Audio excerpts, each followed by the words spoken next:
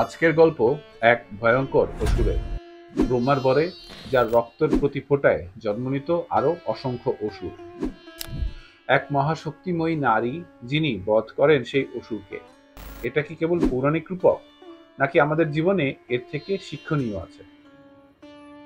আজকের ভিডিওতে সেই বিষয়েই কথা বলবো। আশা করি সম্পূর্ণ ভিডিওটি দেখবেন।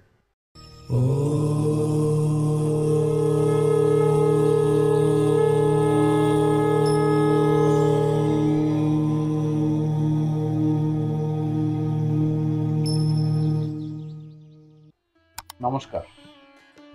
ভগবত পুরাণ ও মার্কণ্ডেয় পুরাণে বর্ণিত রক্তবীজ নামে এক শক্তিশালী অসুর যখন তিন লোক জয় করে নেয়, তখন সে শুধু দেবতাদেরই সর্বোচ্চত্ব করেনি, বরং অত্যাচার শুরু করেছিল মুনি ঋষিদের উপর এবং অপমান করেছিল ধর্মকে। তখন দেবতারা স্মরণ করেন পরমেশ্বরী মহামায়াকে। তাদের স্তব গ্রহণ করে দেবী পার্বতী নিজের গাত্র কোষ হতে আবির্ভূত করেন এক অনিন্দ রূপবতী শক্তিরূপা নারী। দেবী পার্বতীর গাত্রকোষ থেকে উৎপত্তি বলে তার নাম হয় দেবী কৌশিকী, যিনি পরবর্তীতে দেবী চণ্ডী নামে পরিচিত হন। সুপ্রিয় দর্শক, আমাদের জীবনেও এমন কিছু সমস্যা আছে যা একবার সমাধান করলেও বারবার অন্য রূপে ফিরে আসে, যেমন অহংকার, ক্রোধ, লোভ। আপনাদের কি মনে হয় এসব কি রক্তবীজের মতো নয়? এদিকে রক্তবীজকে যখন দেবী খড়গ দিয়ে আঘাত করেন, তখন প্রতি আঘাতে রক্তের ফোঁটায় তৈরি হয় নতুন নতুন অসুর।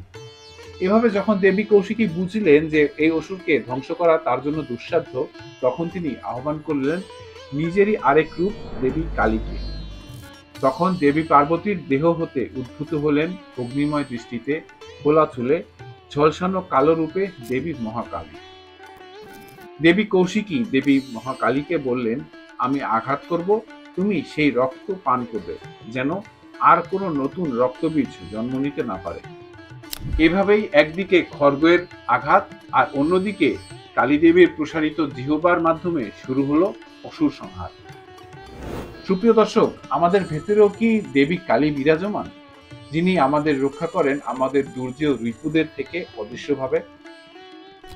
অবশেষে রক্তবীজকে সম্পূর্ণরূপে ধ্বংস করলেন দেবী মহাকালী। আরো একবার প্রমাণিত হলো, অধর্ম যতই বড় হোক না কেন, নারী শক্তি যখন জাগে তখন প্রলয় ঘটে, অভিশাপ ভেঙে আশীর্বাদ জন্ম নেয়। এই কাহিনী কেবল পুরাণ নয়, এই কাহিনী আজও ঘটে প্রতিনিয়ত। আপনার, আমার, আমাদের সবার জীবনেই।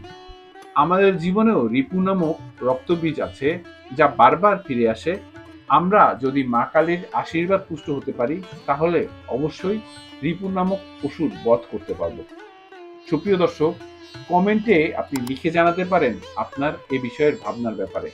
আর যদি ভিডিওটি ভালো লাগে, তবে ভিডিওটি বন্ধুদের মধ্যে শেয়ার করতে পারেন। সবসময় মনে রাখবেন, ধর্ম রক্ষতি রক্ষিত, অর্থাৎ যে ধর্ম রক্ষা করে, ধর্ম তাকেই রক্ষা করে। নমস্কার।